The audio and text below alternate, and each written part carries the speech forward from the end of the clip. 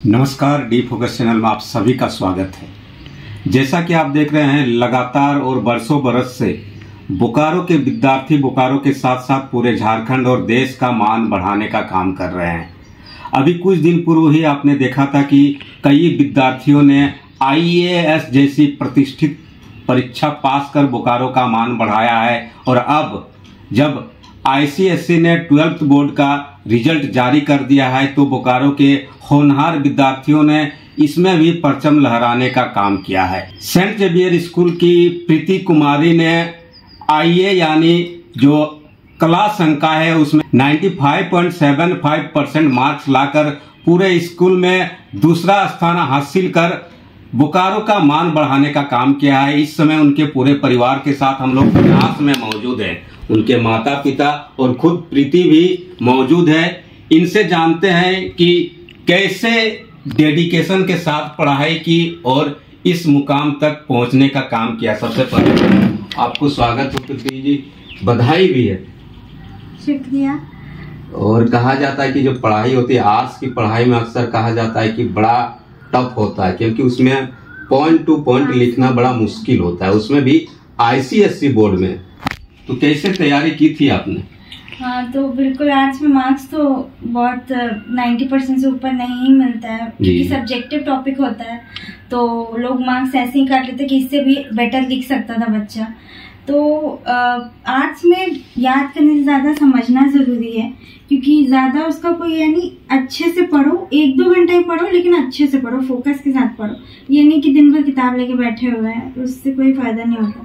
Efficiently पढ़ो और जितना भी पढ़ो उस अच्छे से पढ़ो, उसके बाद उसको प्रैक्टिस करो, रिवीजन बहुत जरूरी है।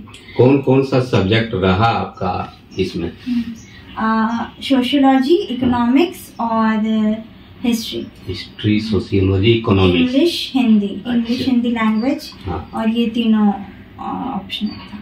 तो कैसे कहा जाता है कि सेंट जेवियर्स स्कूल नामी स्कूल है बोकारो का और उसके बाद ICSE बोर्ड है, तो ऐसे में कहा जाता है कि कैसे आपको लगा कि किन किन सब्जेक्ट में आपको लगा कि इसमें ज्यादा जरूरत है मुझे कमांड करने की? तो कौन सा सब्जेक्ट आपको वीक लग रहा था उस दौरान?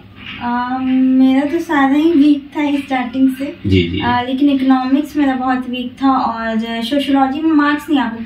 सोशियोलॉजी हम पढ़ लेते थे, लिख लेते थे, लेकिन उसमें मार्क्स नहीं आ पाता था, तो वो बहुत दिक्कत करता था। फिर सोशियोलॉजी के लिए हम देखें कि कैसे मार्क्स लाना है, अंडरलाइन करना पड़ता है, बहुत सारा चीज़ होता है जो एडिशनल करना पड़ता है, उसके बाद मार्क्स मिलता है। तो वो सब टीचर्स तो सपोर्ट करते ही, माता पिता का सबसे अहम योगदान होता है बच्चे की पढ़ाई लिखाई में। आपके माता पिता भी आपके साथ हैं, तो सुबह से ही कहा जाता है कि माता पिता बच्चे को तैयार होने की सबसे पहले यही कहते हैं कि उठ के स्कूल जाना है, ये करना है। तो कितना सपोर्ट मिला इस दौरान आपको इन दोनों का? सपोर्ट तो 100% ही मिला है क्योंकि मतलब इतने अच्छे स्कूल में एडमिशन नहीं होता तो नहीं ही होता ये सब। जी। और फिर हमेशा मेरे पेरेंट्स बोलते थे कि मतलब मेरा हमेशा एवरेज मार्क्स ही आता था।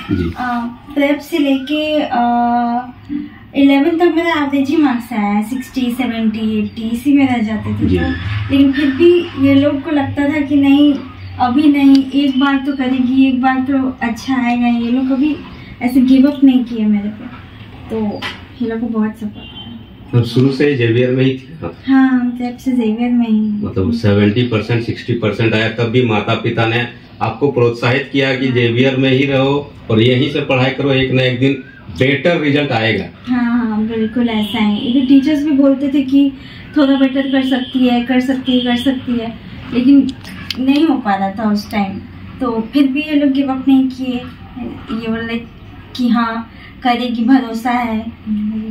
ये इनके पापा हैं पारस नाथ यादव, व्यवसायी हैं, मृदुभाषी हैं और सबसे मिलजुल कर रहते हैं, सबको बेटर सजेशन देते हैं। आपने अपनी बेटी को क्या सजेशन दिया जब ये बताती कि 60% आया, 70%? तब आप क्या सोचते हैं? अगली बार जब स्कूल में इनका पेरेंट्स मीटिंग था, रिजल्ट आया था जी, तो 75% था क्या? 60। तो उस समय हम बोले इनको कि देखिए अभी तो चल जा रहा है, लेकिन जब आप बोर्ड की परीक्षा दीजिएगा तो 90 से कम आएगा तो आपका बढ़िया कॉलेज नहीं मिलेगा। तो इसके लिए आपको मेहनत तो करना पड़ेगा। और इन्होंने उस बात को समझा और मैंने जो हम उम्मीद नहीं किए थे, उम्मीद से भी ज़्यादा इन्होंने मेहनत किया, फोकस किया। ये इनमें हम देखे हैं कि शुरू से फोकस नहीं कर पाती थी और वो कमी था, और वो मैंने कहा कि इस पर फोकस कीजिए, और इन्होंने फोकस किया, मन से पढ़ाई की। अब उसका नतीजा आपके सामने है। आज गौरव का पल है आपके लिए, पूरे 50 बोकारो के लिए, क्या कहेंगे सर? ये तो गौरव की बात है ही, और 50 बोकारो के लिए, सबके लिए है कि हर पेरेंट्स चाहते हैं कि हमारे बच्चे अच्छे करें, और सभी बच्चे अच्छे करते हैं, उनको प्रोत्साहन की जरूरत है। जी। अगर पेरेंट्स प्रोत्साहित करें तो बच्चे अच्छे करेंगे। उनमें टैलेंट होता है जी, हर आदमी में टैलेंट है, और किसी भी काम को करने के लिए अगर किसी को हम प्रोत्साहित करते हैं तो 100% अगर वो देता है तो उसका रिजल्ट आता ही। आज भी सर कहा जाता है कि घर, परिवार और समाज में बेटे को तो पढ़ाई में थोड़ा सा ज्यादा तरजीह दे दिया जाता है, बेटी को थोड़ा कहा अच्छा ठीक है किसी तरफ पढ़ लिख लो, ये कर लो, हो जाएगा। आपने बेटी को भी सेंट जेवियर जैसे स्कूल में पढ़ाया और हमेशा उनको प्रमोट करने का काम किया, जो कि कम देखा जाता है सर। हमने बेटा बेटी में फर्क नहीं समझा कभी भी। जितना बेटे पर ध्यान दिए उतना इन लोगों पर भी ध्यान दिया। हमें कभी भी किसी तरह का कमी इन लोगों को होने नहीं दिए। और अभी भी मेरी बड़ी बेटी भी अभी डीएवी में इंग्लिश का टीचर है, तो उनको भी पढ़ाने के लिए हमने बहुत कोशिश किया। वो नीट भी निकाली थी लेकिन किस कारणवश नहीं हो पाया, और फिर बीएड कराया, और वो अभी डीएवी स्कूल में इंग्लिश की हायर क्लास में टीचर जी। तो हमने कभी भी इन लोगों में फर्क नहीं समझा, सब पर बराबर ध्यान दिया। बिल्कुल, समाज को इस परिवार से इंस्पिरेशन लेना चाहिए कि बेटा बेटी में कोई फर्क नहीं होता है। आप पढ़ाकर उनको देखिए, बेटी भी बेटर रिजल्ट देती है और समाज को एक आदर्श मानक स्थापित होता है। कहा जाता है कि जब बच्चे पढ़ते लिखते तो सबसे बड़ी जिम्मेदारी उनकी माता की होती है, क्योंकि बच्चों से ज्यादा परिश्रम माँ को करना होता है। और इस समय प्रीति की माता जी भी हमारे साथ है, इनसे जुड़ते हैं और जानते हैं कि कितनी तकलीफ करना पड़ा, कितना मेहनत करना पड़ा प्रीति को यहाँ तक पहुँचाने के लिए। तो इस समय हमारे साथ प्रीति की माता है। सबसे पहले तो आपको बधाई हो दीदी, बेटी ने कमाल कर दिया आपका। कैसा लग रहा है?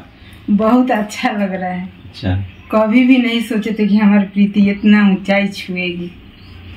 इसके पापा कभी भी बेटा बेटी में फर्क नहीं किए हैं, बेटा से भी ज्यादा बेटी को माने हैं।